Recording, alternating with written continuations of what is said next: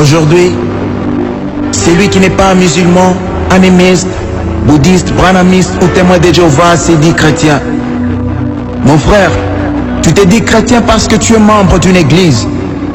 Tu dis que tu es chrétien parce que tu es baptisé et confirmé.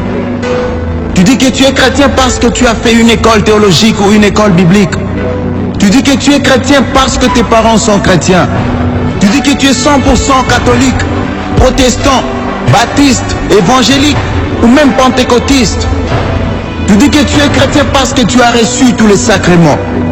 Tu dis que tu es chrétien parce que tu donnes tout ton argent à l'église.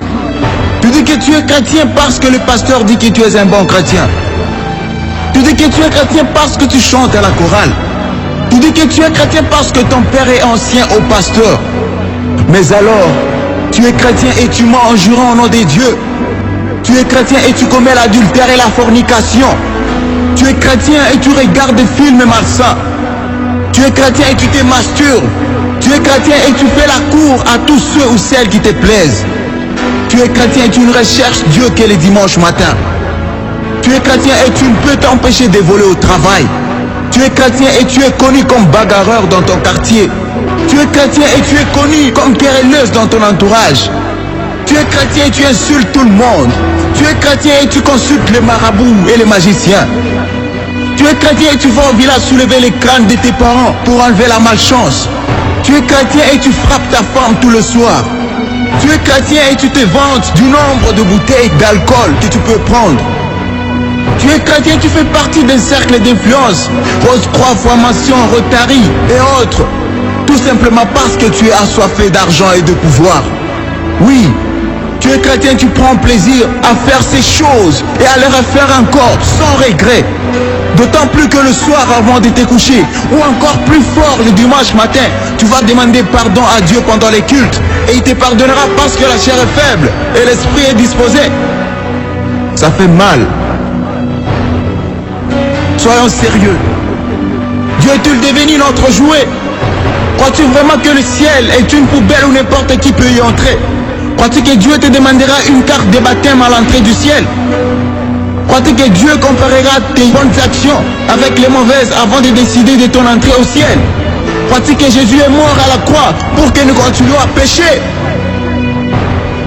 Écoute un peu ceci. La Bible dit, tout homme est né pécheur et séparé de Dieu. Romains 3, 28. La Bible affirme que Dieu est saint et a en horreur le péché et que le salaire du péché c'est la mort.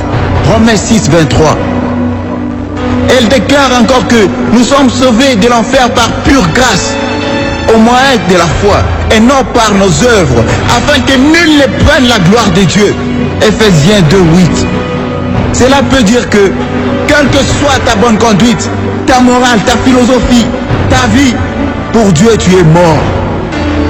La Bible dit encore que quiconque demeure en Dieu ne pêche plus. Quiconque pêche ne l'a pas vu et ne l'a pas connu. 1 Jean 3, 6. Au verset 10 du même chapitre 3 de l'épître de 1 Jean, il est écrit que quiconque est né de Dieu ne pratique pas le péché, parce que la sémence de Dieu demeure en lui. Il ne peut pécher parce qu'il est né de Dieu. Lorsqu'on parle de pratique, on parle de quelque chose qu'on a l'habitude de faire, ou alors qu'on fait au quotidien. Cela dit ce passage.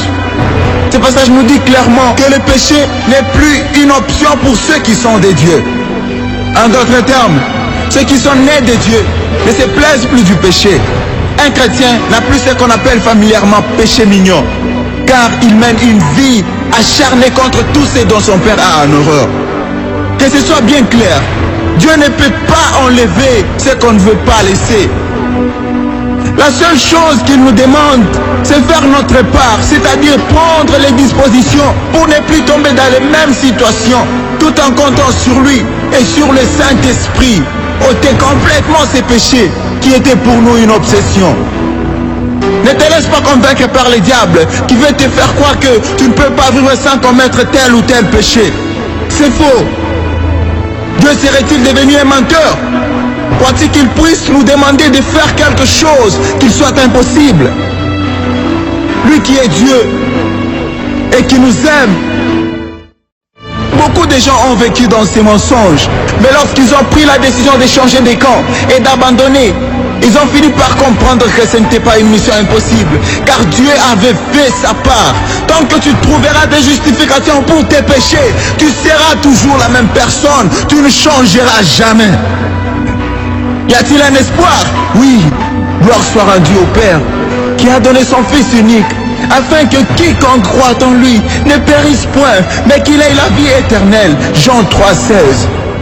Jésus-Christ est la lumière, mais à tous ceux qui l'ont reçu et à ceux qui croient en son nom, elle a donné le pouvoir de devenir enfants de Dieu. Jean 1,12. Encore un autre mot, devenir.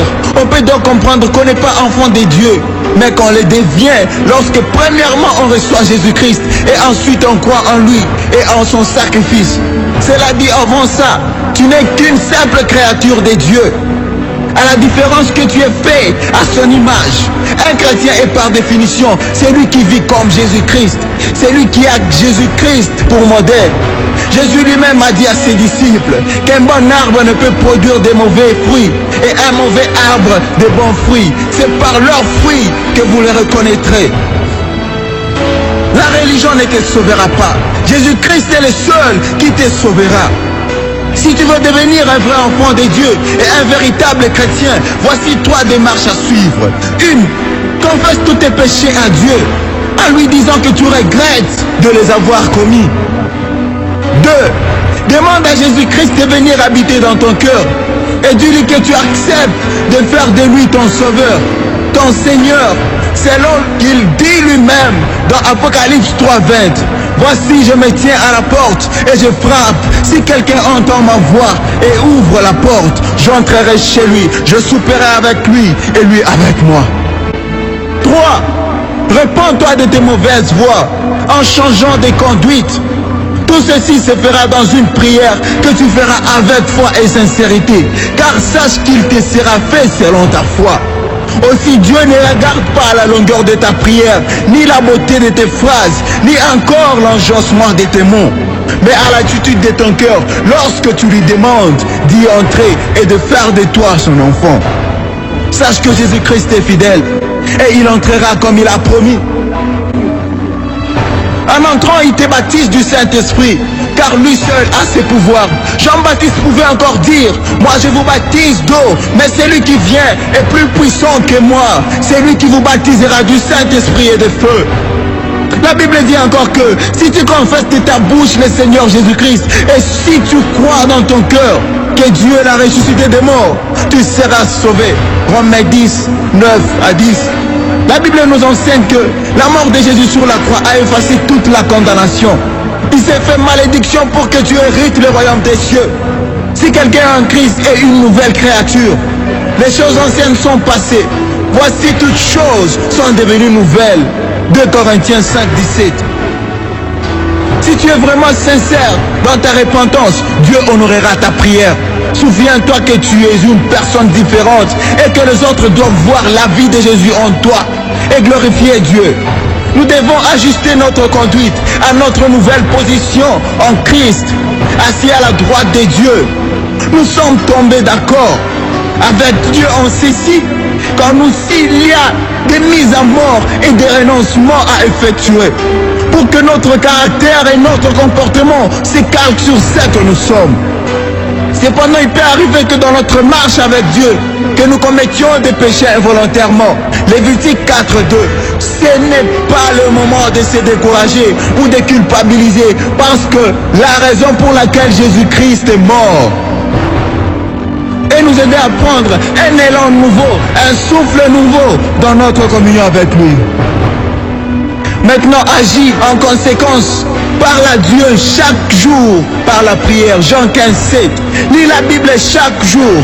Acte 17, 11. Obéis à Dieu moment après moment. Jean 14, 21. Témoigne de Jésus par ta vie et par tes paroles. Matthieu 4, 19. Jean 15, 8. Fais confiance à Dieu pour chaque détail de ta vie. 1 Pierre 5, 7. Laisse le Saint-Esprit diriger ta vie, ton témoignage et le rendre puissant. Galates 5, 16, 17. Maintenant tu es libre Tu peux fouler la grâce qui t'a été offerte par Jésus-Christ. Il a 2017 ans sur la croix du calvaire. Mais sache qu'on ne se moque pas de Dieu. Ce que nous aurons sémé, nous les moissonnerons aussi. Voici, je viens bientôt, dit Jésus dans Apocalypse 22:7. Heureux celui qui garde les paroles de la prophétie de ces livres. Que celui qui est injuste soit encore injuste. Que celui qui est souillé s'essuie encore. Et que celui qui est saint se sanctifie davantage. Voici, je viens bientôt, et ma rétribution est avec moi, pour rendre à chacun selon ce que son œuvre. Je suis l'alpha et l'oméga, le premier et le dernier, le commencement et la fin. Heureux ceux qui lavent leurs robes afin d'avoir droit à l'arbre de vie et d'entrer dans les portes dans la ville. Dehors les chiens, les enchanteurs, les impudiques, le meurtrier, les idolâtres, et quiconque aime et pratique les mensonges. Apocalypse 22, 11, 15. Seigneur, aie pitié de nous. Merci Seigneur pour ta gloire et ta puissance. Merci pour tout le temps que tu nous accordes. Merci pour la vie que tu nous accordes, Seigneur. Sois béni, mon Jésus.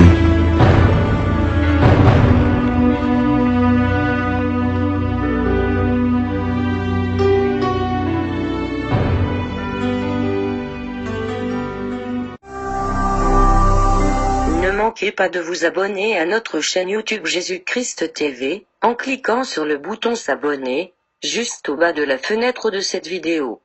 Ainsi, vous recevrez automatiquement nos nouvelles vidéos, et vous ne raterez aucune. Vous connaîtrez la vérité, et la vérité vous affranchira. Jean 8, 32.